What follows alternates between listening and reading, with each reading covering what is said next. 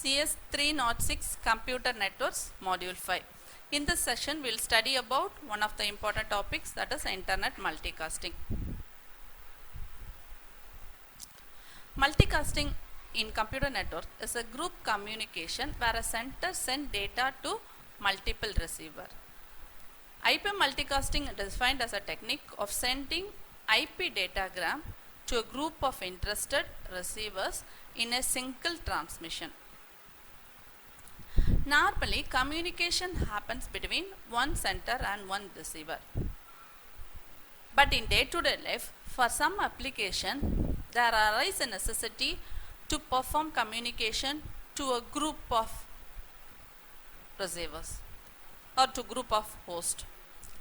For example, in distributed database system, information need to be updated simultaneously to database distributor among the different hosts. Also, in digital conference telephone calls or video conference, there arises a necessity to share the information to a group of hosts. So, likewise, in real life application, there arises necessity for multicasting. Already we have studied about the classful addressing that is followed in Internet protocol. It is categorized into class A, class B, class C, class D and class E addressing. In this categorization, class D is used to identify a group of hosts, that is multicasting. Each class D address uniquely identifies group of hosts. In class D type of address used communication, a process sent a packet to a class D address using an IP protocol along with the transmission protocol, that is UDP.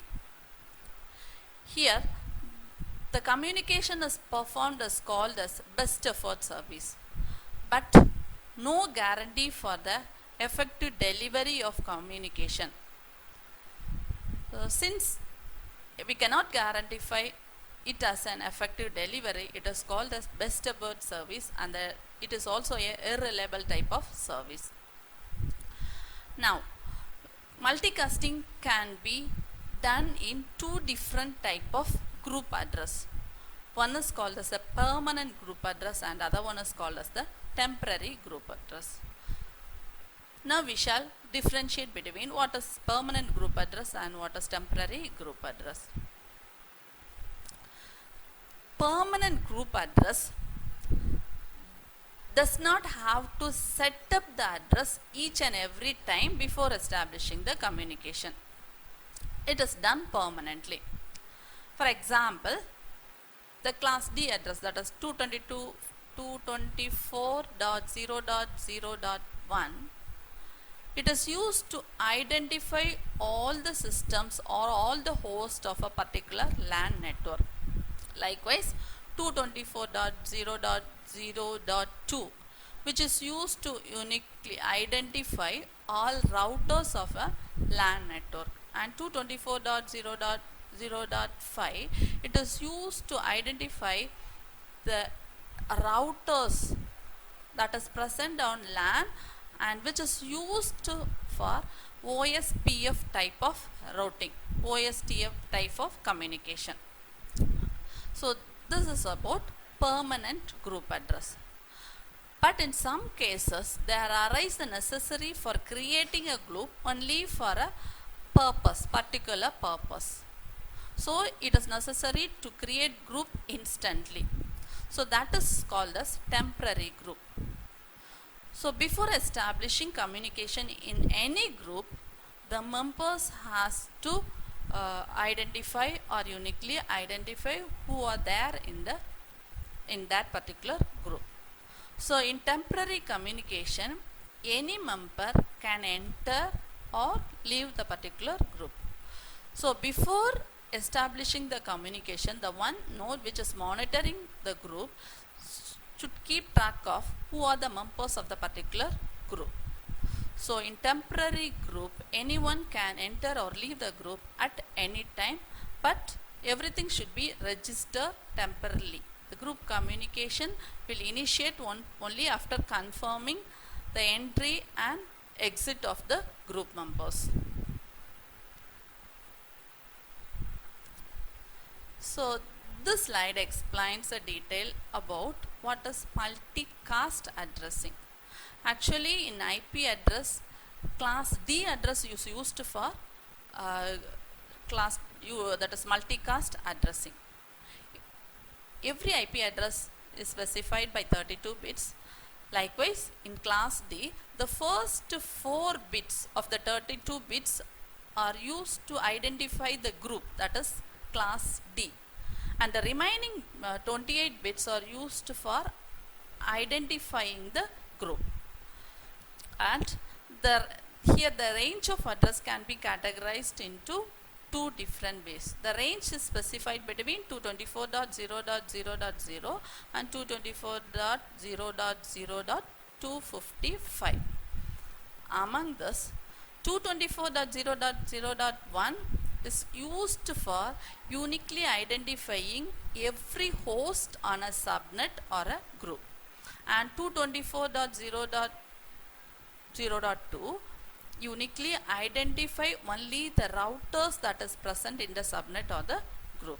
And in multicast communication, so the addressing is focused on only the destination, that is from the source. Through this multicast address, we identify the destination, that is members who are going to receive the information that is sent or broadcast in that particular group.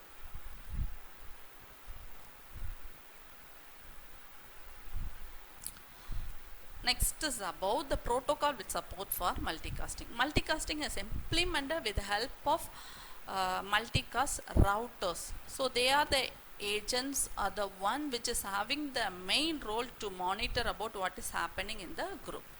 The information that is exchanged among the members of the group before initiating the communication is of 2 types, that is query and response message.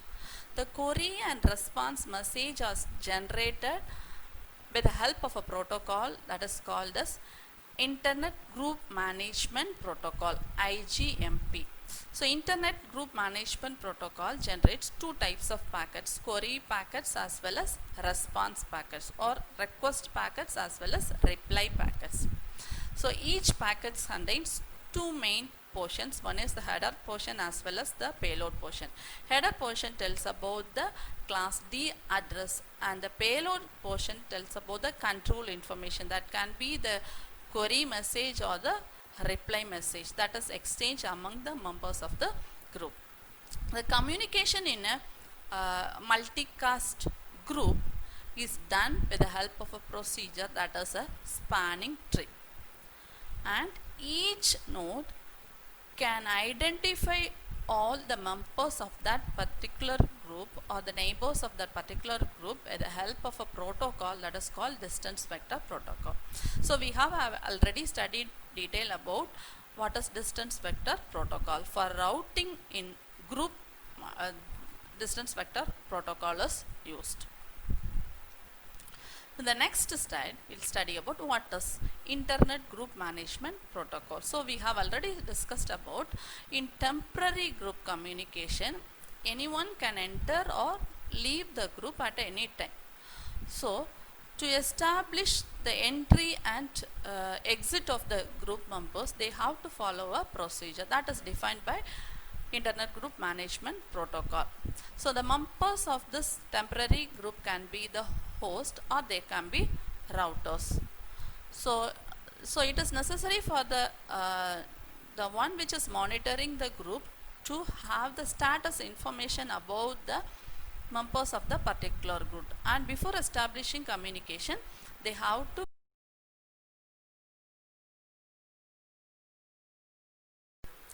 So in this video we have studied about what is multicasting, what is IP multicasting, what are the applications where we are using this IP multicasting, and what are the two different type of group addresses, what is the necessity for the group addresses, and how permanent address is defined, how temporary address is defined, and why temporary addressing is used, and how class D address is defined, that is multicast group address is structured, and what is the role of IGMP, that is Internet Group Management Protocol.